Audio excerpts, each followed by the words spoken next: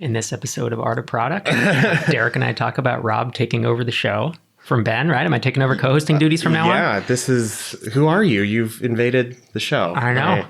Ben thinks he's gone for a couple weeks. He's gone for good. Man. Sorry, Ben. Yeah. I'm Rob Walling. Yeah, I'm Derek Reimer, your normal host. And pleasure to have you today, Rob. Thanks, man. I'm the abnormal host today.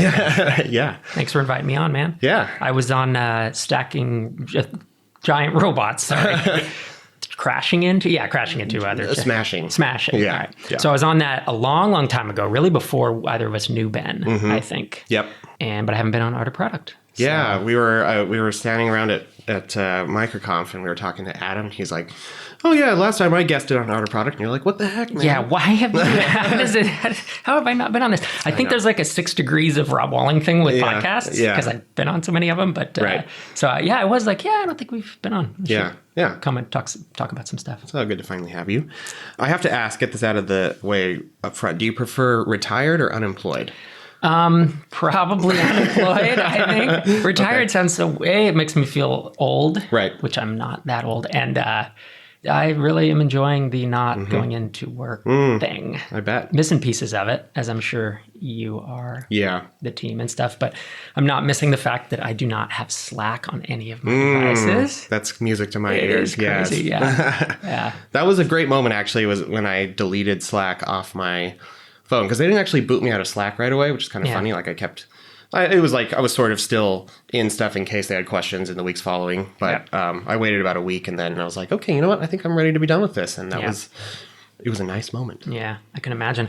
So I got a personal laptop, obviously, so when work ended, I moved to that. I never installed Slack on that. Still had it on my phone. And like you said, for a couple days, I got a few questions and stuff from work, which was fine. And then I was like, I'm ready to uninstall this. And then MicroConf started, and it's like, I need to keep it on. And it was a little bit agonizing. I did put it back on for MicroConf. I know. And of course, when I did my single sign-on thing, it signed me into 10 different Slacks that I've joined over the years. And I'm like, oh no. Yeah. They all have zillions of notifications. Yeah. I'm like, I'm intentionally ignoring those. Yeah. Oh, I got rid of all those, actually. So when I single sign on now, it's just one thing. I've logged out of them. So it was good. So I finally deleted Slack off my phone just this morning, actually, right before I came over. Yeah. So good. I'm waiting for Level to be able to install it. Yeah. It's funny. At MicroConf, I was having a conversation with Garrett Diamond, and he was talking about WildBit's new app Conveyor and how they publish stuff about this, but they're just switching from a native Mac app over to an Electron app, which is, Electron is what Atom's built on, it's what the Slack client is built on, and so it gets a really bad rap for being super resource intensive. It was kind of a fun conversation because, one of the questions I get often is, so how many clients is Level going to be available on? You're going to have mobile, you're going to have desktop right out the gate? Right. So... But does Electron, is that what it's called? Does it allow you to have all those? Or no, just does desktop. Desktop. Yeah. But it's like it's Windows, Mac, and Linux? Is that the idea? Yep. Okay. Yeah. So that's where you're going to start. That's where I'm going to start. Yeah.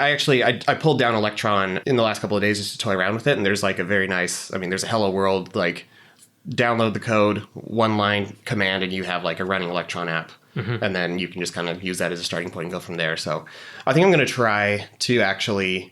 Similar to getting production deployments going early on, I want to try to get some kernel of an Electron app going early on too, so I can sort of build that out in tandem with the web app and see how it goes. Yeah, and so you're writing in Elixir, and does it live within the Electron iframe is what I'm thinking, or a container of some kind? Yeah, it's basically, my understanding is that Electron is basically just a bundled browser inside of it has Chromium, which is underpinnings of Chrome built into this binary. So it compiles and it can, it just pulls your web app down from your servers and can run JavaScript and HTML. You can actually view source and see the same Chrome HTML debugger that you get in other things. So that's cool. Yeah. Is there an Electron equivalent for iPhones and Android? A different container where you can just deploy. I guess it wouldn't be odd. But. Yeah. So I think there's a thing called PhoneGap, which I've heard of it. I've heard of that. It's been around for a while. I don't know how in vogue it is. I haven't really kept up with the mobile app industry and how people are doing it, but I know that that used to be a big thing, and then it for a while was not the most popular way to do it because the experience just didn't feel quite as smooth. Not native. Yeah. But I'm wondering, it's 2018 now. Maybe they've improved it to the point where it's not that big of a deal, and hopefully I could build really performant front end code that doesn't feel choppy. I don't know. Yeah.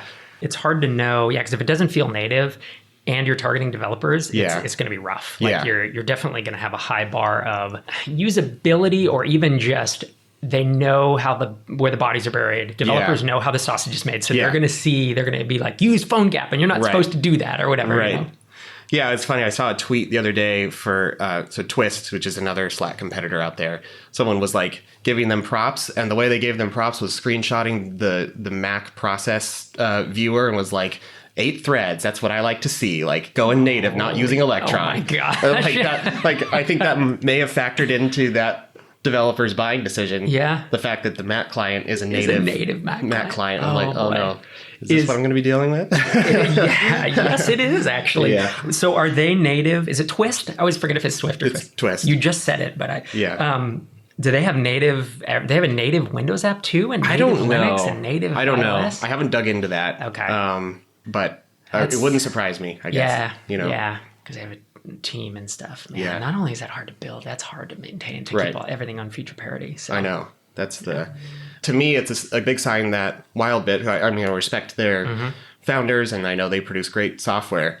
And even them, like, I think they're trying to go the pure approach, and we're going to build native, and it's going to be great. And then they found, actually talking to Garrett, he was like, the biggest reason why they decided to punt on that is because they're so accustomed to their designers being able to basically build out the front end and take it that far. Yeah. And so the boundary between front end and design and back end was, they're just used to that in the Webflow, and in with the native app, like the designers could only go to mock-up stage and then hand off to developers to do all the rest. And that just was such a big shift that it just didn't fit with their, the way their organization's used to building software. Totally. And that reminds me of, web versus desktop back when we were still doing Windows apps and .NET. Yeah. I know people still do it, but when I was in that, it was the same thing. Designers would give it to us, and then it's like, you can't just give me the view layer in a sense, And it's like, no, you have to build this out now. And it was kind of ugly. So I remember that was even at Drip when we first joined the team. Remember when we were telling them about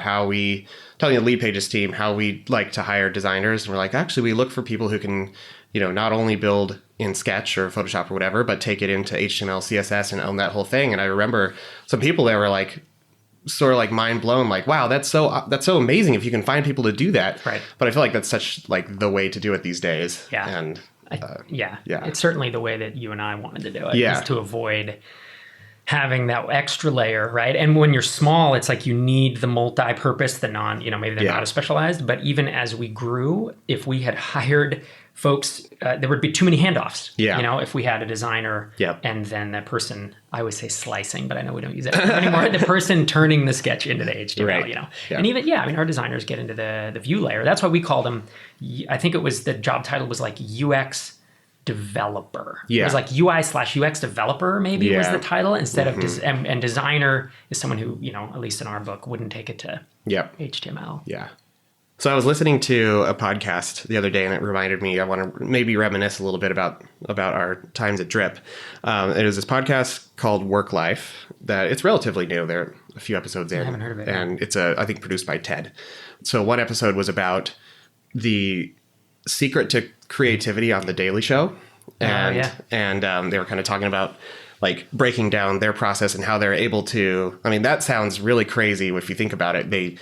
Writers meet every day and have to basically produce, 22 minutes of comedy content, fresh content every day. So the two concepts that came out of that, one was called bursting or burstiness, which is sort of the phenomenon that happens when you put a group of people in a room and the creative process is going, and it's sort of like people are just throwing out ideas and building off of each other, and they sort of come in bursts, which is where the term comes from. And the other component is psychological safety, which is feeling like you can actually like freely throw out crazy ideas that maybe sound stupid, but ultimately lead to something good.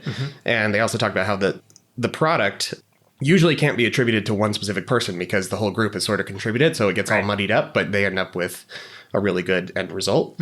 And that reminded me a lot of some of our best brainstorming processes started with what words?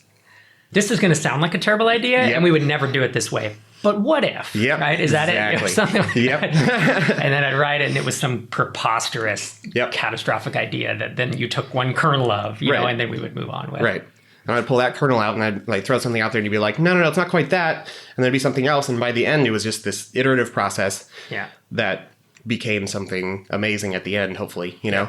I think that's like a big secret that like, if that's not happening, then I think you're limited on how creative you can be as a team. And I think totally agree. You know, Yep. Yeah. If you don't have, I think that safety is huge, and it's something that you and I took for granted. I think once we, as the team grew, and frankly, even with like when Nance joined, right, and then Anna, and these were the early team members, we still had that, and we would all sit in the room and do it. Yeah. And I don't think you and I certainly never lost that, but bringing in new team members after the acquisition, it was always like, making them feel comfortable that they could, I think was harder than I thought, because it's just like, no, we just feel comfortable in these rooms, you know? And eventually people would get up to speed with that. But early on they would see you and I throwing things out and like, it would never get contentious, but we'd just be like writing stuff on a board and doing things. And it was like, whoa, what are these guys doing? You know? And it's like, I don't want to get in the way of their process. And it's like, no, you can contribute too. Yeah. Yeah. It's like when you're really small, like a lot of these problems of figuring out how to replicate something that's working and expanding it to a team, like you just don't have to worry about that when it's just us, and then we bring on Nance, and you know, Nance gets infused with the culture, and it's just a tiny group of us, and we just, you know, sit around in an office together. So it's pretty easy for someone like him to kind of adopt the culture. But as soon as you're now like splitting into two teams and have, you know, a bunch of different managers and like everyone trying to bring in process, it's just I've come to respect organizations that have scaled and still managed to maintain, you know, a culture of creativity and trust and safety and all that kind of stuff. Big time. Something like The Daily Show. There's a really good audio book it's like 12 or 14 hours. Well, it's a real book, but I listen on it. And it's called like The Daily Show. And it talks about that piece of it. And it's all the other stress and how they maintain creativity. Another one is the Pixar, maybe it's called The Pixar Touch, and it's by Ed Catmull, and he talks about exactly this, and about how people have to step away from their ideas and they collaborate, but it's a lot about how can you possibly produce that many good films in a row, you know? And I think that's fascinating. The other thing, I realize I'm throwing out a lot of books here, but I listened to this is good. I listened to, I'm almost finished with Rand Fishkin's book. It's called Lost and Founder. Is good. Is it? Yeah, it's really good. The first chapter I struggled with a bit because he's kind of you can tell it's more for a layperson. And he's like differentiating between what a consulting firm is and a product firm and the benefits. So you could kind of skip that. But as he gets into it, the dude is just so authentic and transparent in a real way, not in a bullshit marketing way, you know? By the time he gets to the end, he's talking about collaboration. And the chapter I just listened to, he was like, the way that we could collaborate and do interesting things is that there was this trust and this you know, ability that you weren't going to get mocked or whatever. And so it's a common thread. And I think one other thing that you and I had or have is that we can stand in a room with a whiteboard for 4 hours. And there can be minutes of silence. When we're working through a problem, and we don't feel like we have to speak. And normally that need to speak is because you're uncomfortable. You know, like if you're with someone you don't know, it's weird to just like stand in a room and be silent. What's this other guy thinking? What's going on? What are we doing? Right. But we would just sit there and mull through. And that's always the thing of like deep creativity. I've always struggled to do it with other people. Because they start talking and it throws me off. So I'll go into a closet, you know, and I'll do it, and then I'll come out and be like, I think this is the answer. You and I found a deep creativity together, which I think is a lot harder than it sounds. You know, that silence was a big thing. No, I think that's a big part of it. And like one thing they talked about on this podcast about Daily Show is that like one reason why it works is because, I mean, you can't just say like, we have a culture of trust and therefore everyone trust each other, and you know, don't be afraid to throw out crazy ideas, or don't be afraid of silence or whatever. And I think really what it comes down to is the people actually knew each other. Like they deliberately had to put in the time. A lot of people had been there for years, so they did actually know each other and have, you know, some kind of relationship to fall back on that made them feel comfortable. And I think the fact like he was sitting in the room, you know, kind of with his mic on, just capturing some audio, and Trevor walked in. And he was like, one of the striking things was that the vibe didn't change at all. And the burstiness, like, stopped for a second when he walked in, everyone greeted him, and then they just kept going. And like with comedy, I mean, you're throwing out things, and a lot of time, like a majority of the things they threw out were like not necessarily that funny, but there was one part of it that was funny.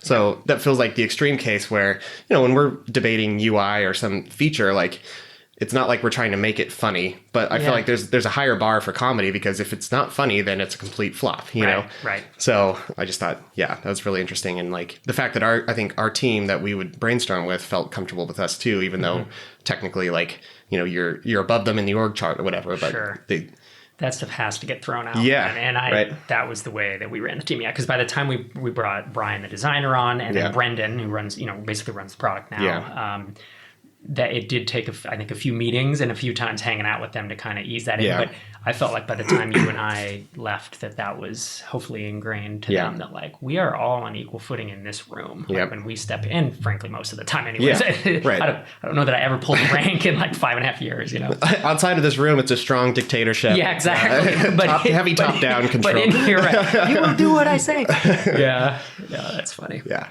Now that magic, there's like, it's black magic, or maybe not black magic, it's light magic. Like there's some magic in it of like figuring out how to, harness that lightning in a bottle. Yeah. And that's honestly like one of my biggest, as I think about, transitioning to level, there's a lot of good things about getting back to, I mean, I'm a team of one right now, so it's a very small team, not even a team. Yep. And just like having the ability to work on problems that I want to be working on and using the languages I want to use, and like all this freedom is great. But one of the things that I miss the most is the collaboration, and not just any collaboration, but that kind of the ability to actually come out with a better result with a group of people. Because like you said, a lot of times that's not the case. Like, and that was like a fundamental question this podcast is trying to answer, is like, can groups actually be creative? Because in general, like typical brainstorming is dysfunctional and doesn't actually produce catastrophic. Decision by committee is garbage in general. Yeah. Right? But then how does Pixar and these comedy shows that do it well, or a product team that does it well? Because all these things have a massive machine behind them and lots of people working together. So I just found it really fascinating. Cool. And it remains to be seen, like how that's. When am I going to get that with level? I don't know. I don't know how long I'll have to go solo. But sure. But I look forward to when I can have that back again. Yeah, I can imagine. Yeah, we should whiteboard too at some point. We should do it. Yeah, we've been talking about it. I just haven't made. MicroConf kind of threw a wrench in that, I think, and then you got sick and all that. Yeah, so. Cool. So what is up with level? Last update I heard was the podcast.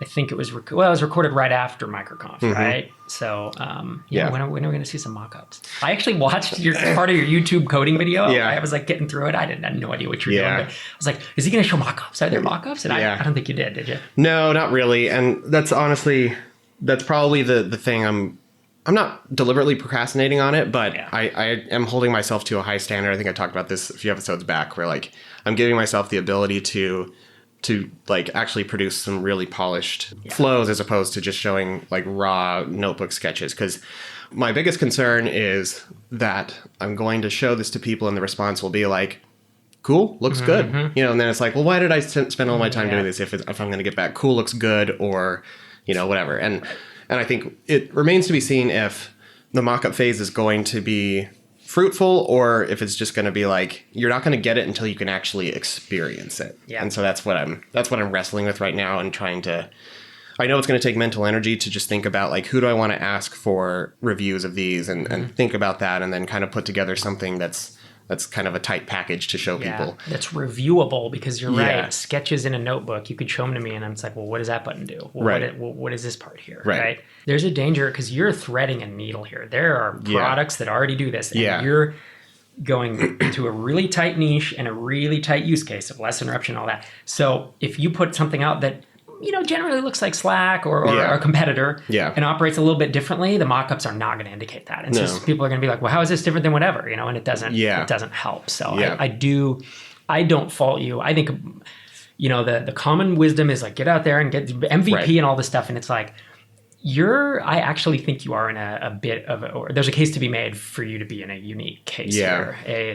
Open source, freemium, lots of big competitors. I mean, there's a bunch of stuff that a lot of other apps don't have to contend with.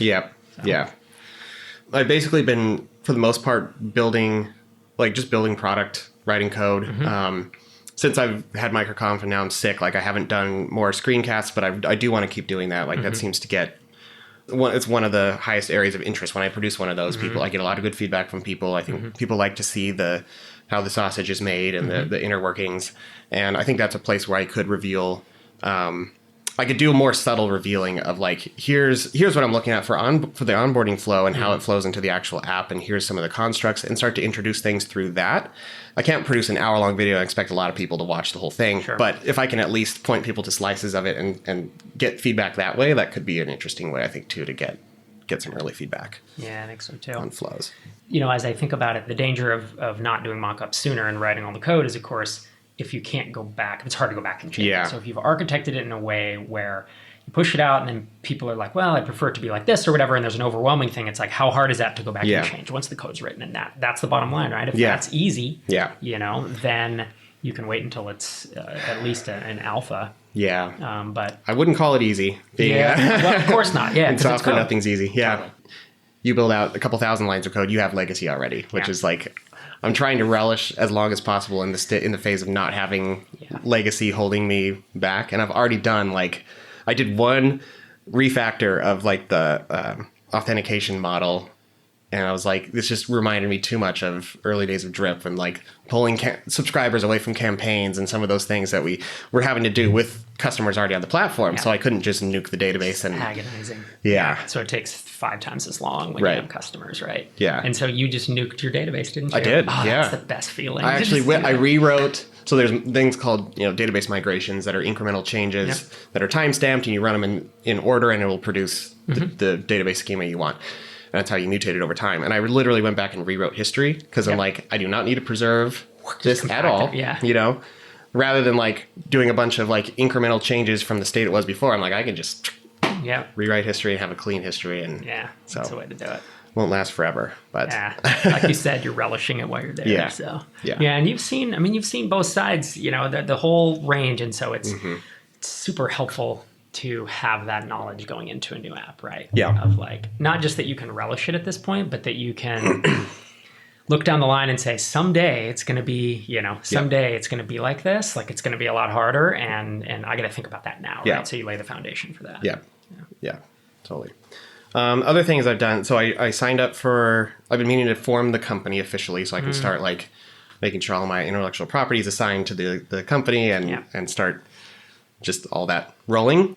I found out at MicroConf that they launched LLC support for Stripe Atlas, which was really cool. I mean, I think I still could have made it work with a corporation, but I think an LLC is just simpler in a lot of ways and sort of was built specifically for the purpose of a bootstrapper or someone who just wants to be on the smaller side and not deal with the overhead of a full C corp. And so signed up for that this week and already have an entity formed. Do you really? It was like magic. Wow, that is magic. It was amazing. Jeez, it's like an obfuscation layer over all the BS of forming a company. Literally, I filled out the application. Within a few hours, got back a DocuSign link to some documents and signed those. And it's 20 pages of basically boilerplate. And I have so much trust for Stripe that I read through it and was like, I think this looks like mostly boilerplate, but I know they know what they're doing. They've got Patrick McKenzie on board. They've got, They're smart people thinking about this. Smart people thinking about this. I don't feel like there are going to be landmines in here. I feel like I can trust them. So I basically just signed it. And then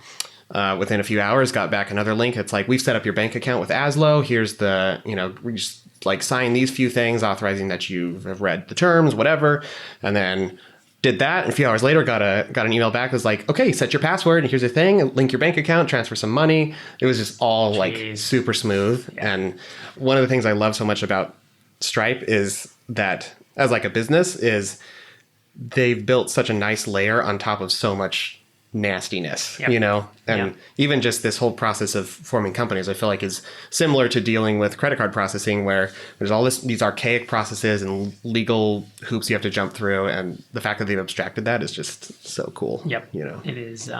It was a problem everyone knew was there, and just none of us wanted to tackle it. It was such a monumental effort. Yeah, and to build Atlas like this, and obviously for those who don't have background, it's basically a program that allows you to form a company, and it was only C corps, it's Delaware C corps for the past. They launched it a year or two ago, you think? I think about a year probably. And then I think at some point you can change a C corp into an S corp or whatever, and then but LLCs are what bootstrappers want, because it's a pass through entity, right? Because you don't pay double taxation on it. So they just launched LLCs really at MicroConf. Was the first day, I think. I'm pleased to hear that it was that seamless. Because my experience with Gusto, which used to be Zen Payroll, Yeah. was not that seamless. It was fine, but it seemed like it was all going to be in the app. And then there was all this other stuff. Like as soon as we added Zach in New York, Yeah. they were kind of like, all right, now you need the New York, whatever, unemployment insurance. Right. And I was like, cool, set me up. And they're like, nope, you have to go do that. And I was like, oh, so it only went to an edge, Yeah. And I'm not ragging on them because they'll probably get there, but it's like, the promise of it was that it would all be taken care of, and I had to then go put in a bunch of hours. Right. And it wasn't just unemployment. It was like there's disability, and then you need a state employer number. Like there were 3 or 4 different. It's like sales tax nexus and that Yep, kind of stuff too. Like, and I had to go file. I had to go figure those out. And then once you had it set up, they would then file, which was fine. But I probably spent 6 or 8 hours screwing around with, because it's a bunch of janky websites you have to go to. So that was not as nice as I thought. And then the other one was Zenefits, which is what who did our health benefits for Drip before the acquisition. It was similar. It was like, this is awesome. I'm just going to sign these things. And then it's like, yeah, it's not actually that easy. And then I had to go do a bunch of work. So it's super cool to hear that Stripe took it to the point where it, at least you're 3 days in or something. It hasn't been that that big. I suspect there may be some things that are not going to be smooth. Like I don't know what the process of making changes. I know they have an agreement with Oric, I think, and like Oric sort of... Which is a law firm. Big Silicon Valley-based law firm that they developed a lot of the documents, and I think they have some easy path to consulting with an Oric lawyer or something for some things. Oh, yeah, that makes sense. But I suspect there probably are areas like once you... Like, I think they make it easy to add members to your LLC. Like, it's pretty straightforward and some of these other things. But I don't know how... When tax time comes, I don't know, what complexities are going to be or... Yeah, now that you talk about like payroll and stuff, that would be another great area for Stripe to cover. Because just a branch, and you don't know if that's their, you don't know what they want to be that abstraction layer on top of, but do they integrate with Zen or with Gusto, or do they just handle it themselves? Because that's a big effort. I mean, Gusto's been working on it for 4 years solid, and they're getting there, but I still don't think they're there. They should buy them and then put their Stripe touch on it. But totally, Yeah, free M&A advice right here on our there it is. So call us and bros if you haven't thought about it. Cool. That's the thing with advice like this, because we used to get it or still get it, and it's like they've thought a lot more about it than we have, and that's always the thing when I get advice from someone I don't know or who hasn't thought about it as much as I have. It's instantly like, if it comes from you or it comes from, someone that we know and trust, it's like, okay, I believe you have my best interest at heart. But oftentimes advice is just like an off the cuff thought that you had once. And it's like, that didn't work. And I thought about that for 6 hours once. Yeah. You know what? The other thing I love about Stripe is that hearing Patrick Collison, CEO of Stripe, did a Q&A at MicroConf, which is super awesome. It's great that they're, a self-made billionaire my age is walking around the conference. I just looked over one day at MicroConf and there he was standing by the water cooler jotting down notes during a talk. I'm like, this is still mind-blowing.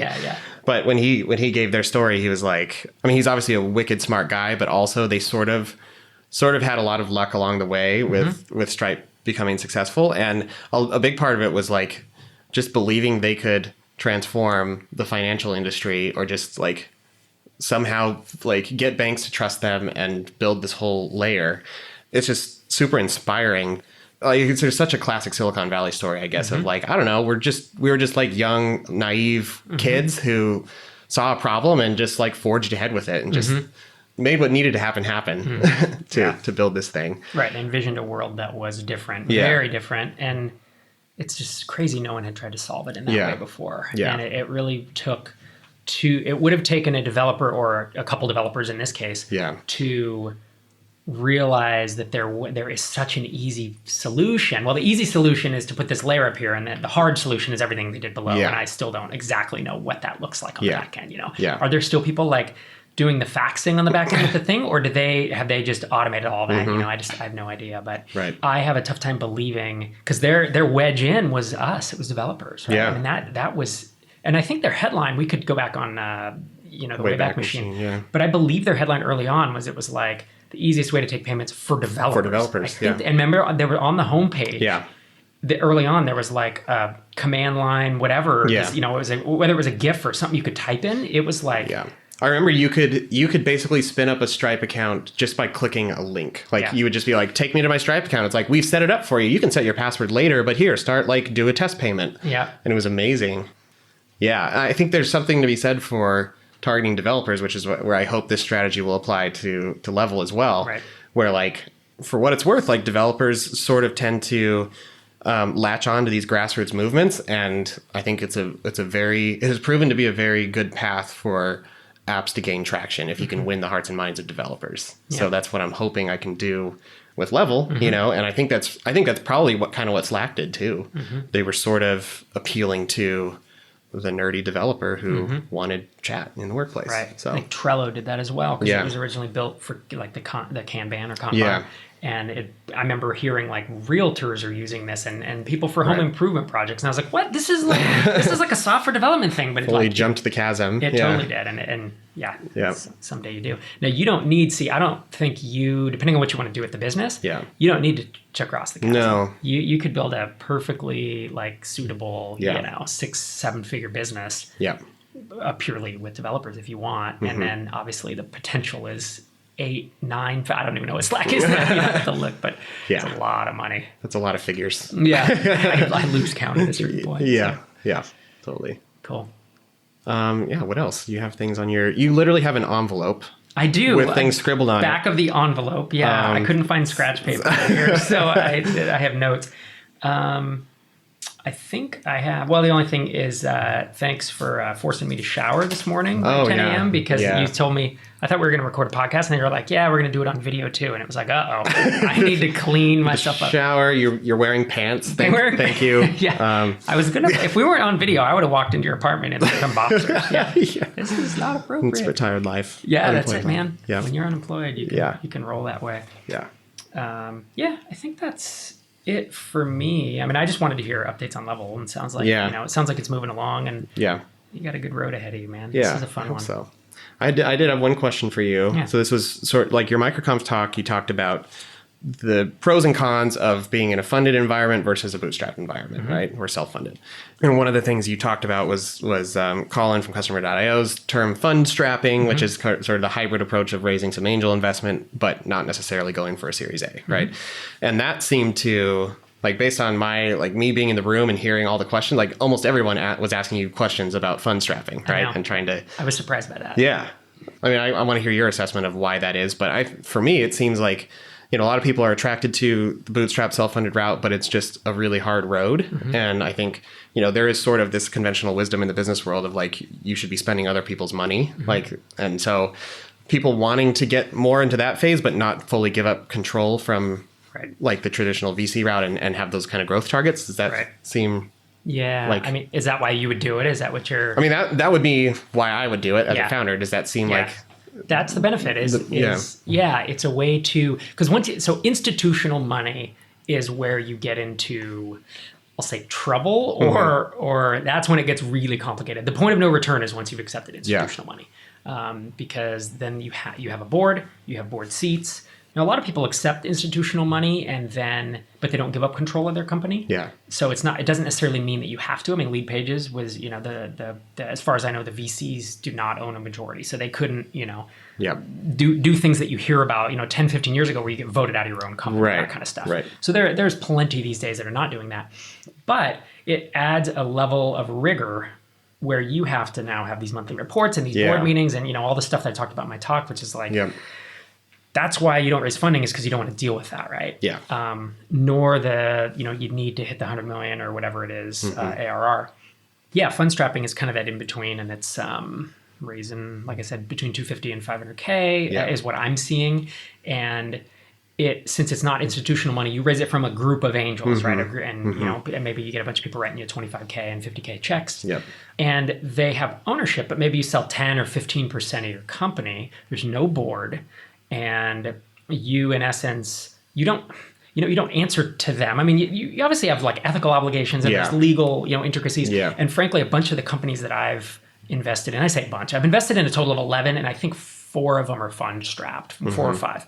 Many of those have like the founders' parents are like putting like retirements at like 100K. Yeah. So there's not just a fiduciary duty, but like you imagine how you arguably more of a responsibility than if you were taking VC money. I mean, VC money is a calculated risk on their part. Yep. You don't feel like you're going to maybe bankrupt your parents in their retirement by this thing failing. That's right. Yeah. Yep. And so, I think, again, Rand Fishkin's book, Lost and Founder, goes deep into like the troubles with VC. And he goes even way deeper than I even understood. Yeah. And he's like, as soon as you're not growing fast, like the VCs don't want to spend their time with you because they have these other companies and they want to stick with the ones that grow, and they only want the 1 in 10 that's going to 10 or 100x. Yeah.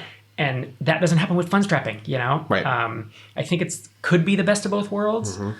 Now, the struggle with it, I mean, there's a bunch of negatives to it too, right? You do have to go through all the legal crap of getting documents and getting people in. You're taking their money, so you do feel pressure. You know, there were some quotes I had from some businesses I invested in where it's like, I feel pressure because I have your money. Right. And knowing my personality, I will probably feel I will be on the camp of feeling pressure, not like, it's fine. Like, that's money. Other people's money. Yeah. Right? Potentially, there's, like you said, there might be more pressure because it's your friends, it's your community, maybe your MicroConfers, and it's not some institutional money. Yeah. But it can help you go faster, and it can also help you. I mean, going into a competitive space these days, like when people say, "Hey, I'm going to start a SaaS in the whatever space," I think, wow, there's already 10 doing that, and that wasn't the case, 2010, right? You could pick a niche, go vertical, and it was a little easier, and then it's gotten harder and harder. So, I certainly don't think fund strapping is a silver bullet, but I do think it's an emerging, phenomenon's a wrong word, but like it's an emerging kind of movement, and definitely more people are thinking about it. Yeah. Question in my mind, long term, is VC investments typically take 10 years, between 7 and 15 years to figure out, like, did we make any money? Yeah. And fund strapping is not that old. There hasn't been, Customer.io is the first one I ever heard do it. Now, has Customer.io returned enough money that it made it worth worth their investing?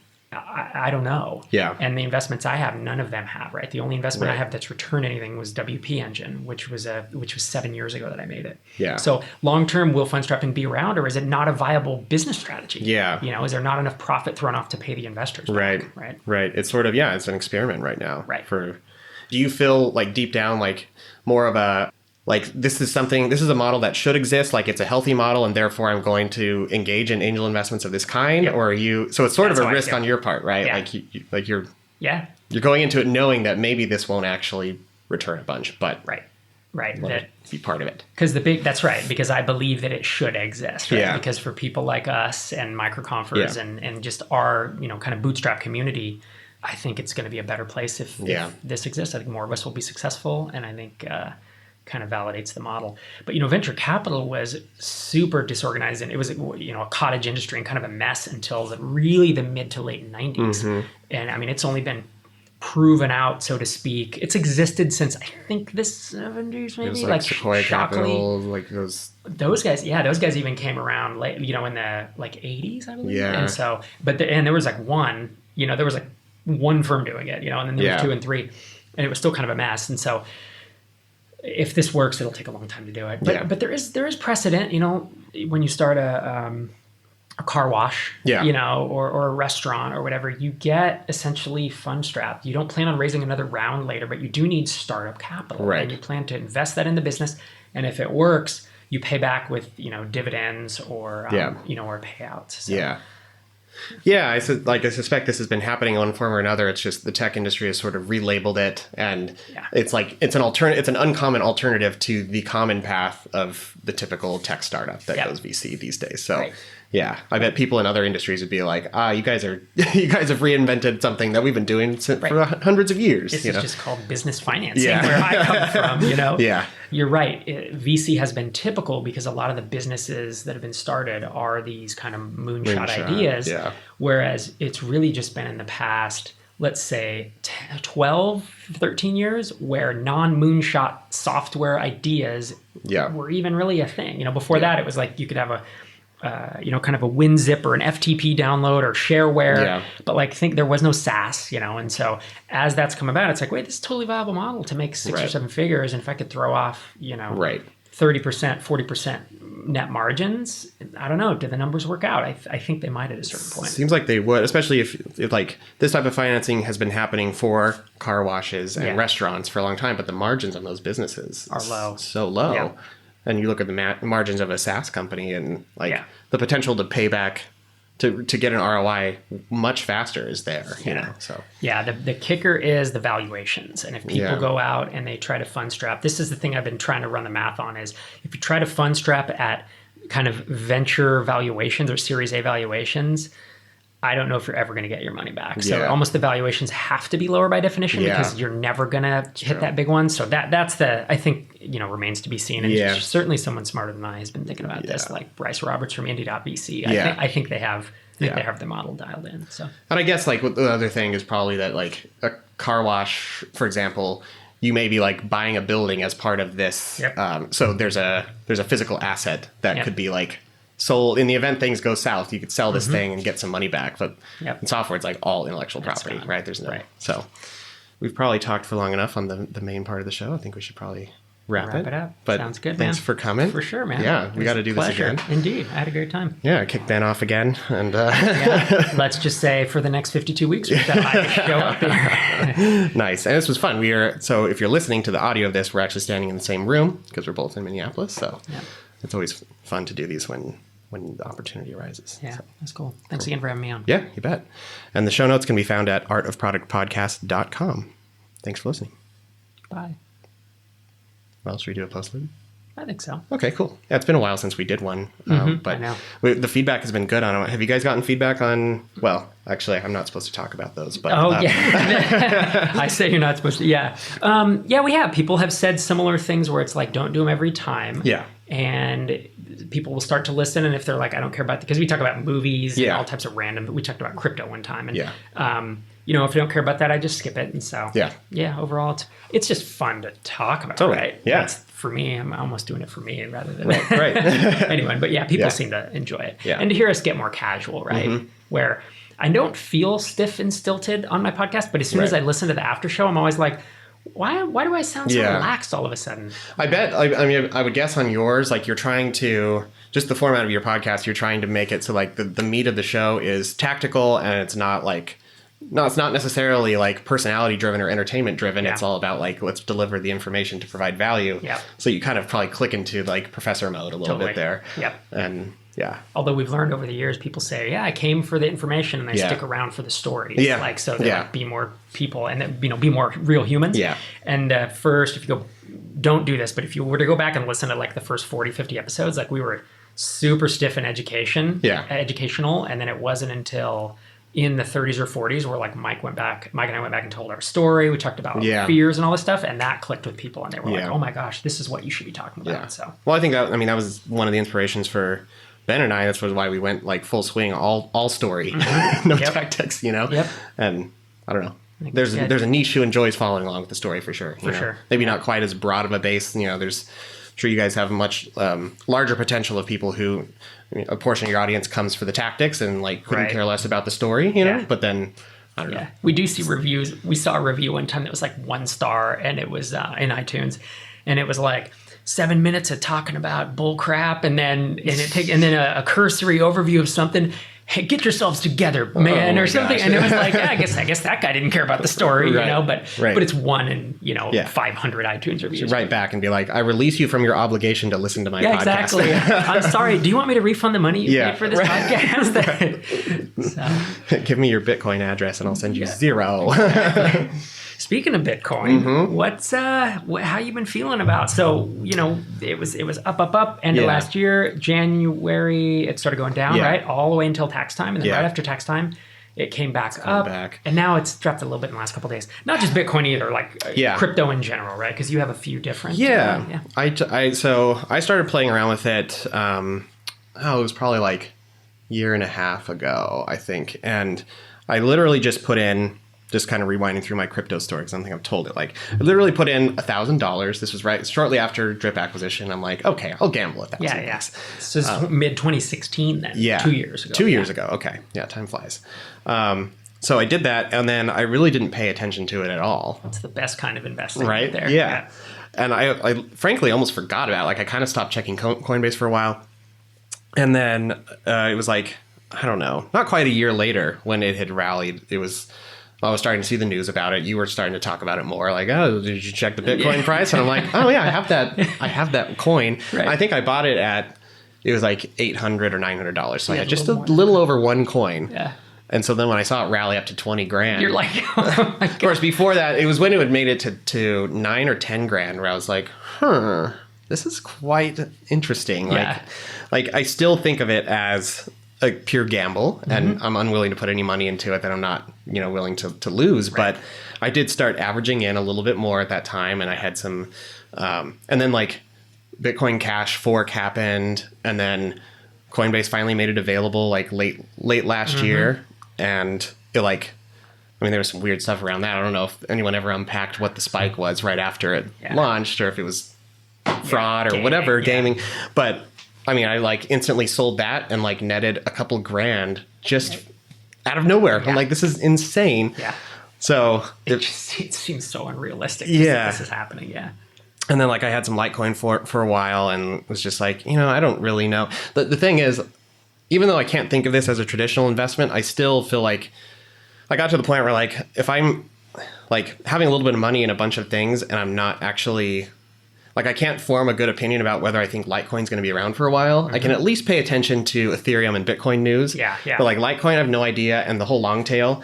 I'm just like, I feel like I want to be informed if I'm going to own some of this, even though it still is a gamble. So I sold it, and like that made a nice profit too. Yeah, I was going to say, and I don't think, I have my own personal opinions about it, but like Litecoin is just kind of it was like the early fork of Bitcoin, and it's like, it's not a bad thing, but it really does not move in the same ways that Ethereum. I don't think it has the future. It'll be around, but I don't think it has the future. I don't think it's the silver to Bitcoin's gold, And I think like some people were unsure about that, and I think the fact that that Coinbase offered sales of it, maybe that may have helped like I think big time. Give it legitimacy, because like the biggest platform is like it's one of the three that they offered. So because there were rumors that Coinbase was gonna start supporting, I believe it was Monero, and like Monero went through the roof, and then when they dispelled them, it like dropped. Tanked. Right? So it's like there's a real vote of confidence that Coinbase is going to support you. Yeah. So.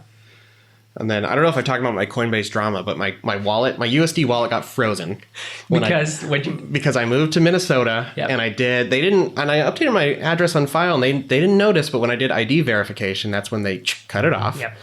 And I'd sort of forgotten about that in the sequence of events. And so when it happened, I was like, okay, I'll just email them. No big deal. Withdraw my money. I have all my stuff in Gemini now. Yeah. So did send them a support ticket and waited 124 days before resolution. Wow. It's a good thing you did not need that money to fix your car or something. Right. Wow. So 4 months. Yep. That's nuts. So they basically that sucks. So and you were tweeting them and everything, which I was trying. I was pulling out all the stops. Like, I mean, I didn't want to like annoy my Twitter followers too much with this, but like, trying like maybe I'll get their social department to, and then I called them. They actually have a phone number, so I called them on the phone and talked to a rep, and like told him like, my wallet's been frozen for 3 months now. Like, look, and he was like, oh my gosh, it's terrible. Well, certainly we can fix this right away. Hold on 1 second. And then came back and gave me the same stock answer that I've gotten from everyone else. I guess they had this tiny department that was responsible for reviewing these claims and like toggling your account back on so you can withdraw funds. Got it. And he's like, yep. He's like, their stock answer was, look, man, we had 100,000 customers join the platform in December right around the time you submitted it. So sorry, you're out of luck. Wow. Yeah. So I like from on the one hand, I like understand why they couldn't get to it, but I was still like, come on, guys. Yeah. Because you had cash sitting in there. I had cash in there, out there, Yeah. Yeah, that's a bummer. So, that's finally resolved. Yeah, well, good. I'm glad. As of this week, actually. I was going to say 2 months ago we were talking about this and it wasn't resolved. Yeah. So, and so you still own some of Bitcoin and Ether, is that right? So I stopped averaging in when, it was during the slide when it was going down. I was still like, okay, buying opportunity as it's sliding down from 20K. Yeah.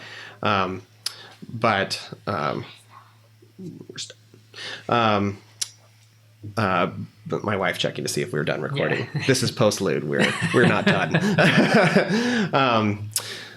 So I'd been averaging it, and then it just continued to slide. And I'm like, all right, I've hit my threshold on what I'm willing to put in. To put in. Yeah. So I'll just I didn't touch it, so I haven't sold any of my Bitcoin or Ethereum, but I'm just sort of like hanging on to it. Hodling. Yeah, Hodling, is that what they call it? Yeah. I don't know how you pronounce it, but HODL. It's Yeah. like a typo on HOLD, like hold. Okay. And it's a crypto thing, really a Bitcoin thing, where they would be like, because it's so volatile, right? That people would get all this Bitcoin and go way up, and then they just hodl so that everything doesn't go down. Like when don't panic and sell. And so that's what you'll see. The hodlers are the people, there are people with hundreds of thousands of these, right? That are just hanging on for dear life. So that's cool. It's still, and then what's your policy, Ben, on it? Are you just I'm hanging on to it. Yeah, I mean, no, well, so here's what I did. I start right after the acquisition as well. Yeah. So, I used to love investing, and once I started starting companies, I just ran out of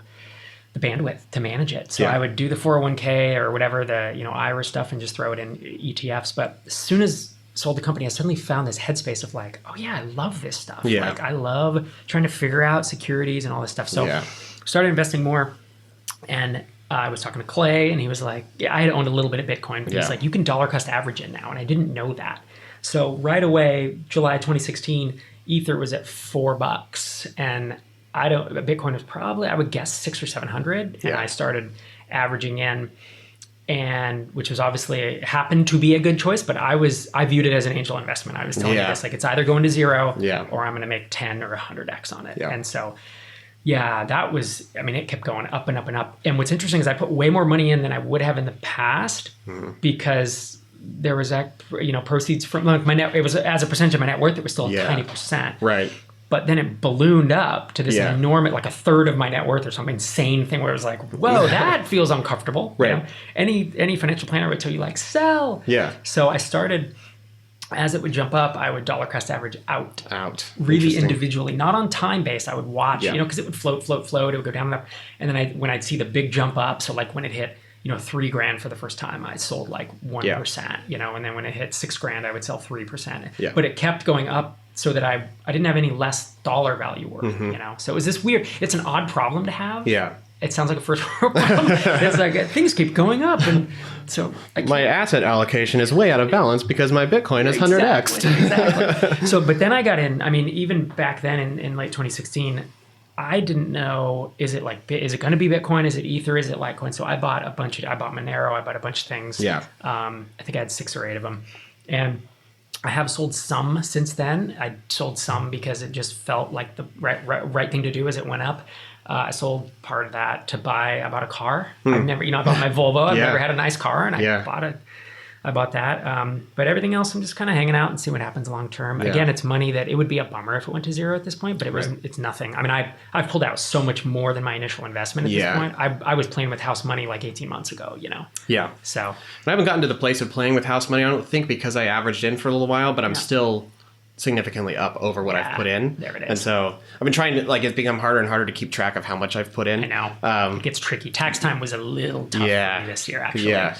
It was a challenge. So. I'd luckily only sold Bitcoin Cash, I think, either that or Litecoin. I'd only sold one in the tax year, so it was pretty simple. Makes it easy. The cost basis was straightforward, and the whatever, and Coinbase was just had beta tax tools or whatever. That was I don't know if I can really trust this. Got to open numbers right. Yeah, the biggest thing, if you're out there and you're thinking about this, is if you're going to buy it, hold it for a year so that you can get the long-term treatment. Otherwise, it's income tax rates, and then you're just getting decimated. Yeah.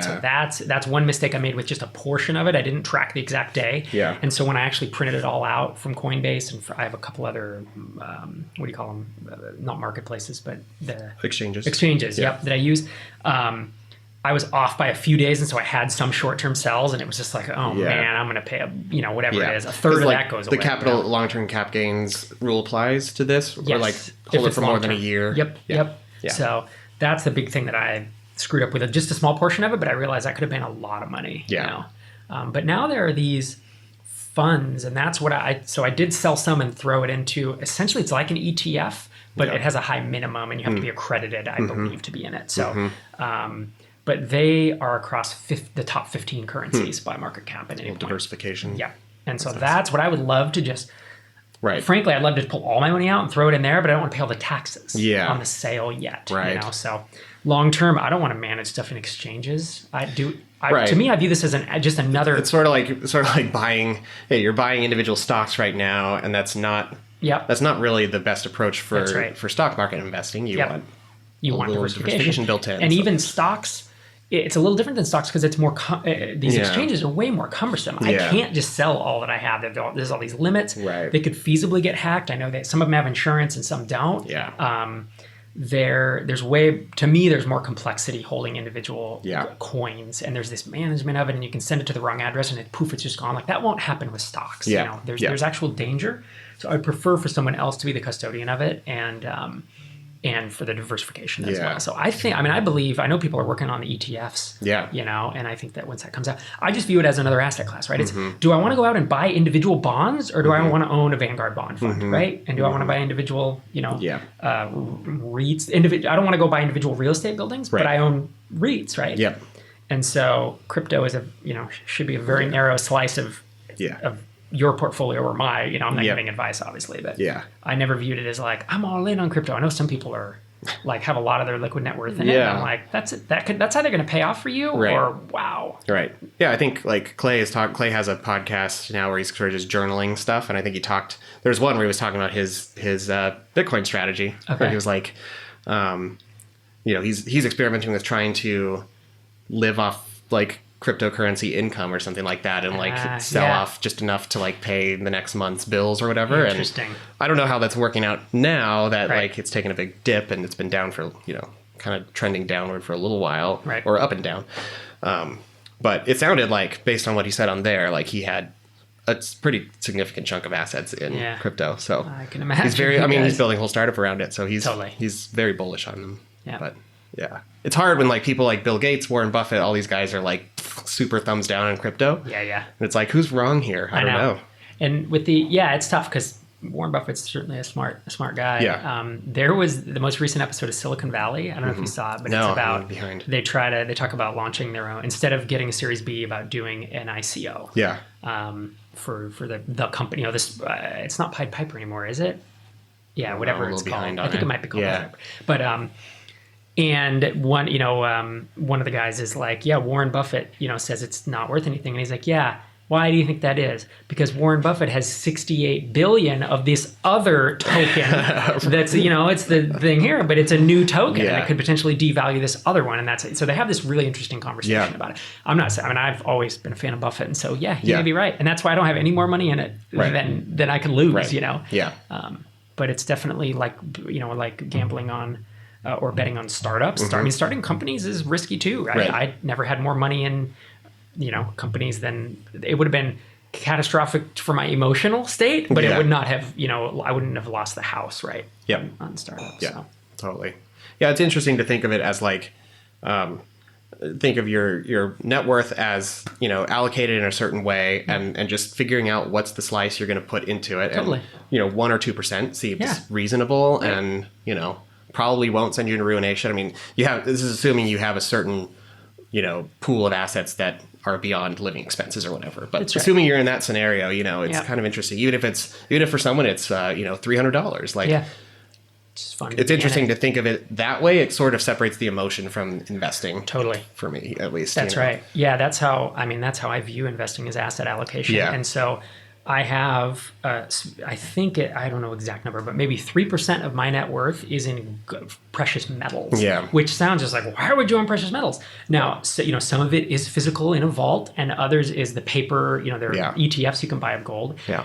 And I buy it because it hedges inflation. There's a bunch of reasons, but it's a very small amount because it doesn't earn income. Yeah. And it's the same thing with Bitcoin, where it's like, well, or crypto in general. There's no income coming off of this, but I do realize that there are times when it's going to go up when the market's going down, or vice versa, and it's purely a hedge against that. So I think, like you're saying, 1 to 3% is always the number in my head when I think about these odd or like alternative asset classes. Collectibles. That I like collect like really expensive comic books from the 50s, 60s, even the 40s. And I actually just got yesterday a bit, you know, Bill Watterson is Calvin and Hobbes. Yeah. So he like never, his original art, he never releases it. Really? And well, never, very rarely. So like his original art for a strip is like, to get it is like 40, 50 grand. So I did not get one of those because that's very expensive. Yeah. But the last strip, it's called The Last Sunday. There's a print of it. So it's not the original, but it's wet signed by him. And which is, again, unusual. You can't just go and buy wet sign. Like it's only up for auction because he was always kind of a hermit and a little bit of a curmudgeon. So anyways, I won one at auction yesterday. Nice. It's The Last Sunday. It's framed and it has a wet sign Bill Watterson. And I'm such like a Calvin and Hobbes fan. That's so it's awesome. that kind of stuff. But that, you know, again, it's like less than 3% of my net worth is in those things, but I view it, I didn't buy that. That's not buying a car. Right.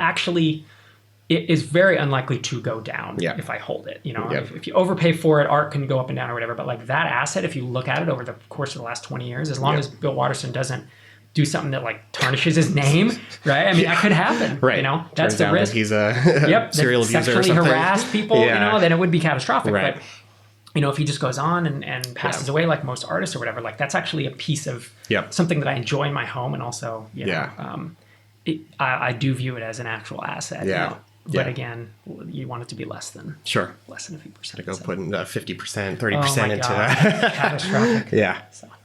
Cool, man.